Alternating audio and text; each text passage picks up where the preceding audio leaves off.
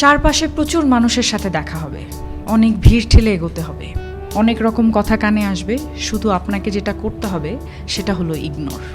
জীবনে কিছু মানুষ আবর্জনা ছড়াতে আসবে, তাদেরকে আগাছার মতো উপড়ে ফেলে দিতে হবে। লাইফ আপনার, বাউন্ডারিও আপনাকেই সেট করতে হবে।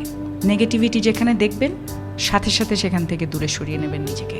শুনতে খারাপ লাগলেও আপনার কাছের অনেক মানুষ আপনাকে খারাপ দেখতে চায়। তারা চায় সহানুভূতি নামক মলমের তলে একটু কাটা ঘায়ে নুন ছেটাতে।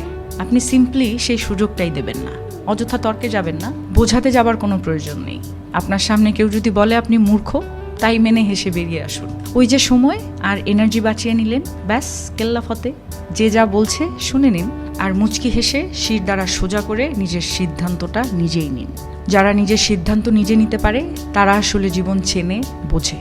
আপনাকে নিয়ে যখন বাকিরা সমালোচনা করতে ব্যস্ত থাকবে, আপনি ঠিক সেই সময়ে গাছ লাগান, ঘুরে আসুন, রং তুলি নিয়ে মনের মতো ক্যানভাস সাজান, বাড়ি গোছান, গল্প পড়ুন, পারলে আরও দুটো সাহিত্য পড়ে নিন, নিজের পুরনো ফটো দেখুন, ব্যাডমিন্টন খেলুন, ছবি তুলুন, চা খেতে বেরিয়ে পড়ুন, নামাজ পড়ুন, পুজো করুন।